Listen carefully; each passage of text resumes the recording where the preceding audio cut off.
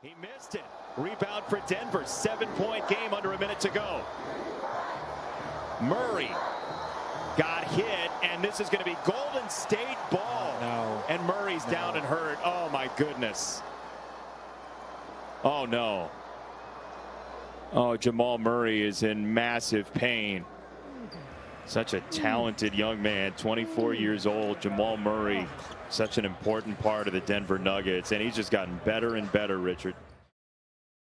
And that was it. In a season where the Denver Nuggets looked like they were about to take the next step, everything unraveled in a single play. Because after Jamal Murray went down with a torn ACL, the Nuggets' hopes of competing for a championship pretty much went out the window. And this would also be the play that would begin a 2-year roller coaster ride for the franchise. Even though they had a once-in-a-generation talent on the roster, they would find themselves struggling to make deep playoff runs due to the issues they were dealing with. But when all those issues started going away, it would become apparent that they were on the verge of building something special.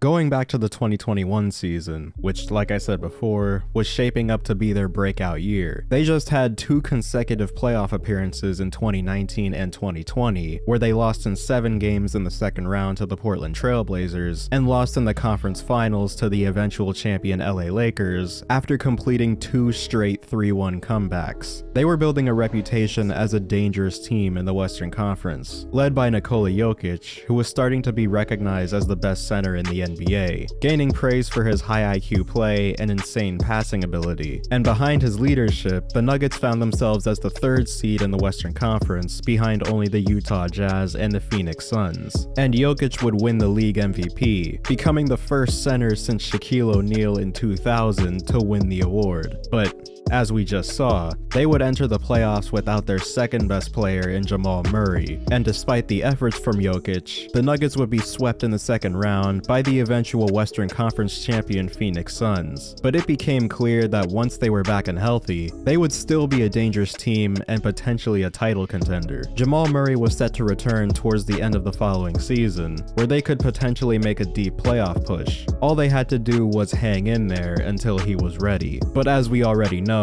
the basketball gods can be very cruel and unforgiving, sometimes for no clear reason, because just 9 games into the season, the Nuggets would lose their 3rd best player and rising star in Michael Porter Jr. to a back injury that would sideline him for the rest of the season. And so, with his 2 co-stars now set to miss most or all of the year, people had low expectations for this Nuggets team as they were now completely out of the picture for the foreseeable future, which meant that Jokic would need to step up if they even wanted to get back to the playoffs with such a depleted roster. And that's exactly what he did. Jokic would put together one of the greatest individual seasons in NBA history, averaging 27 points, nearly 14 rebounds, and 8 assists, while leading the Denver Nuggets to 48 wins. He led the league in nearly every advanced metric. He became the first player ever to put up 2,000 points, 1,000 rebounds, and 500 assists in a single season, and this would lead him to winning his 2nd straight MVP award. But even with the great season that he had just put together, some people in the media let their opinions be known. This is now one less thing that I need to worry about or care about. I took my time to do research, study, care about league MVP for 70 years of NBA history. And now it's just a thing. Once upon a time, this really mattered, right? Guys who have won it back to back. Antoine used to be reserved for the all-time best of the best, the greatest of the greats, plus Steve Nash.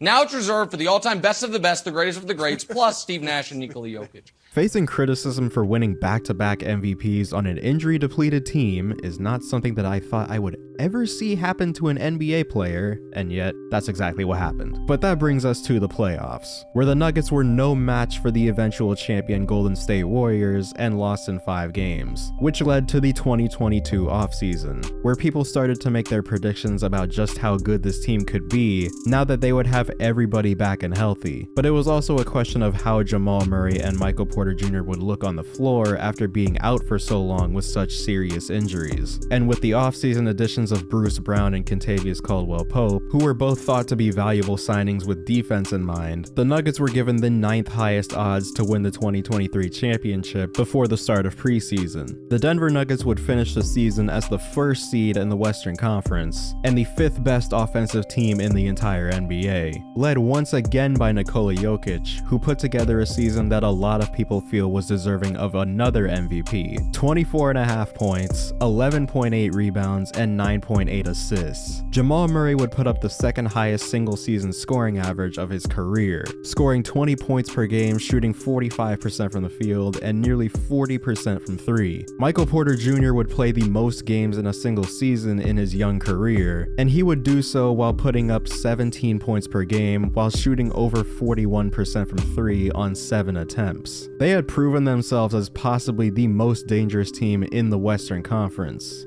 but they still had to go out and live up to those expectations. The Nuggets would blow through the Western Conference, losing just 3 games in the first 3 rounds of the playoffs, beating the Minnesota Timberwolves in 5 games, the Phoenix Suns in 6 games, and sweeping the LA Lakers on their way to their first finals appearance in franchise history, where they would take care of the Miami Heat in 5 games. Nikola Jokic wins finals MVP after a dominant series, a handful of veterans finally win their first championship, and Jamal Murray and Michael Porter Jr. both complete their redemption arc, similar to how Golden State completed their redemption arc just a year before, which I have made a complete documentary about, so if you're interested, feel free to go watch that after you're done here. But anyway, the Nuggets complete their dream season, and everyone's happy.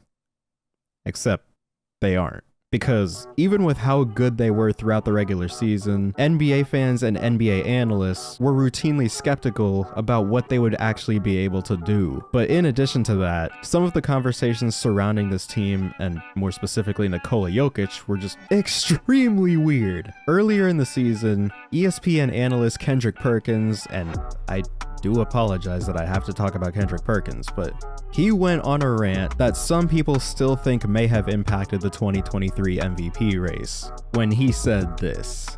I don't know the criteria no more. I don't know if it's because it's the number 1 seed. I don't know if it's the number 6 seed. I don't know how you judging it. Is we judging off of advanced stats or who's the most valuable player? You take them off this team. We don't know.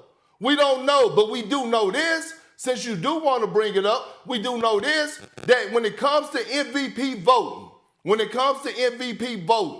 80% of the voters are white American.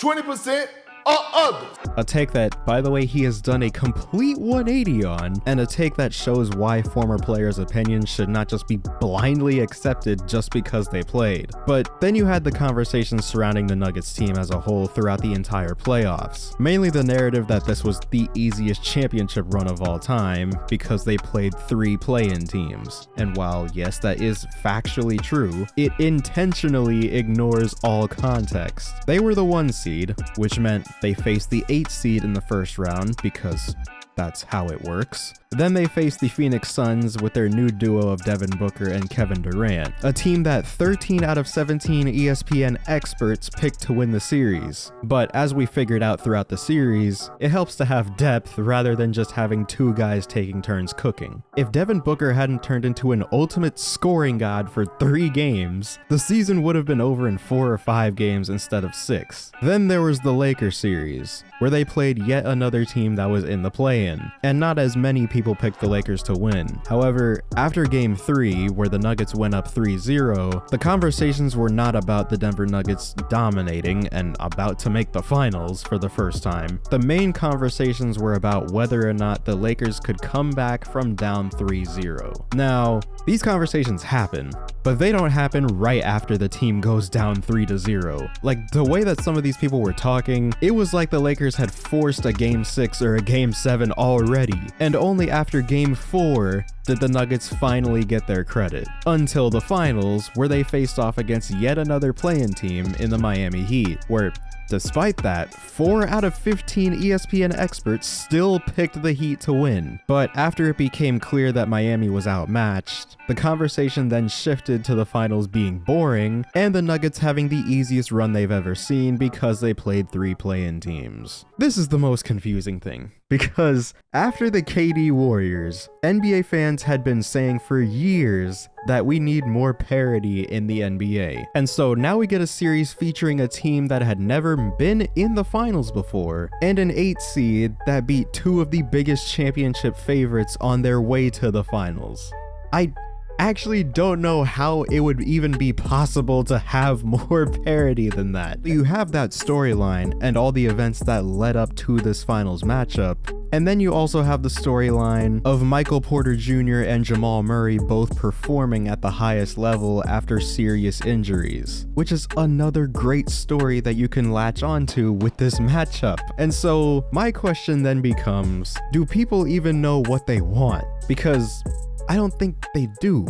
I mean, sure, you had a somewhat lopsided series, but on the other hand, this is the series where a lot of people realized just how good the Denver Nuggets and Nikola Jokic actually are. Like, I don't think there are any debates on who the best player in the league is right now. And that's not just oh, he won finals MVP, so he's the best, like we've seen about other players in the past. He is the best player in the league who consistently amazed people throughout the playoffs with his overall performance and his passing ability. And he is the centerpiece of a team that looks like they are on the verge of becoming a dynasty. Because the reality is that there aren't that many teams in the league that are equipped to deal with this Nuggets team, at least not at this moment. And if you think there are, they'll probably be sure to take note of that, because it's only a matter of time before they start proving people wrong again. But with all that being said, I hope you guys enjoyed this video. Subscribe if you're new, hit the bell to be notified when I upload, comment down below what you want to see next, and as always, I'll see you guys in the next one.